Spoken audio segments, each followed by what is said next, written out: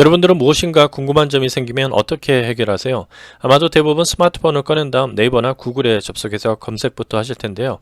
하지만 지하철 2호선 교대역에서 3호선으로 갈아탈 때 가까운 하차 위치를 묻거나 아니면 어젯밤 꿈의 해몽을 부탁하는 등의 일반적인 질문이 아니라, 예를 들어 교통사고를 당해서 병원 응급실에 실려온 산모의 상태가 심각해서 산모와 아기 둘 중 하나를 선택해야 한다면 어떻게 해야 되나요? 라는 다소 민감한 질문에 대한 답변은 인터넷에서 찾기는 상당히 어렵습니다. 이러한 문제를 보완하기 위해서 전문가 답변 제도도 있지만 원론적인 내용만 있고 자세한 내용은 전화나 방문을 권유하는 등 광고와 다름없어 합리적인 판단을 하기가 어려운 것이 현실입니다. 페이스북의 CTO 출신인 아담 덴젤로가 2009년 출시한 쿼라는 난이도가 높은 질문에 대해서 풍부한 경험과 노하우를 가진 전문가들이 답변하는 소셜 기반의 Q&A 플랫폼입니다. 미국에서는 전문적인 지식을 찾기 위해서 구글이 아닌 쿼라부터 접속할 정도로 신뢰를 얻고 있는데요.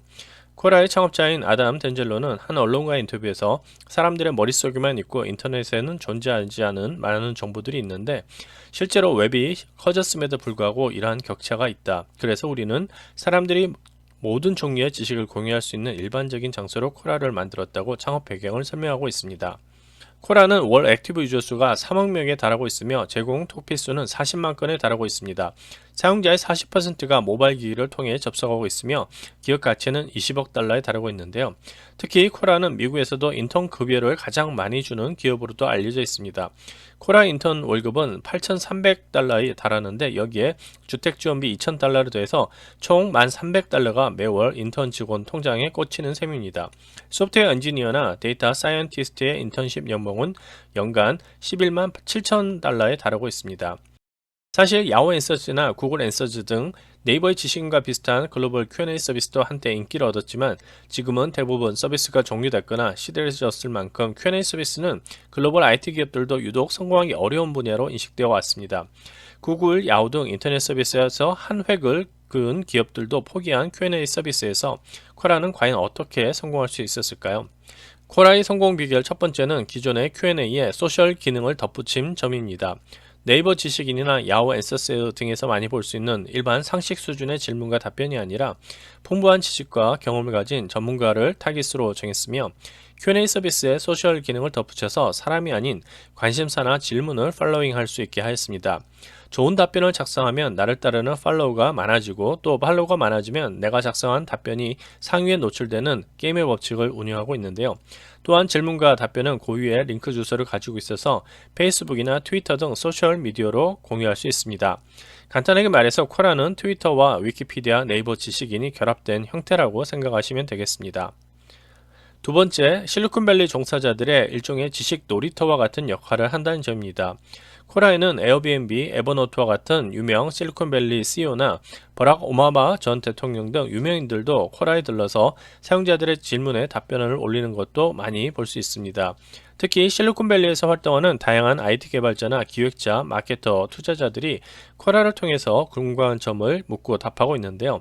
쿼라에는 특히 스티브 잡스와 관련된 재미있는 일화가 올라오는 등 실리콘밸리에서 활동하는 다양한 스타트업 정보를 생생하게 확인할 수 있습니다. 세 번째는 현지화 서비스의 성공입니다. 2017년만 해도 쿼라의 글로벌 언어 서비스는 일본어, 프랑스어, 스페인어, 이탈리아, 독일어 정도였으나 현재는 24개의 언어를 지원하고 있습니다. 쿼라는 현지화를 위해서 해당 언어에 대한 스타일 가이드 및 용어집을 만들고 이를 통해서 서비스의 거의 모든 영역이 사용자에게 일관된 느낌을 갖게 하고 현지에서 사용하는 중요한 용어에 대해서 현지 전문가들의 조언을 받아서 최상의 번역 퀄리티를 제공하고 있습니다.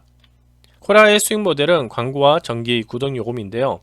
쿼라는 광고주를 위해서 키워드 히스토리 타겟팅, 젠더 타겟팅, 브라우저 타겟팅 등 데이터에 기반한 다양한 광고 옵션을 제공하고 있습니다.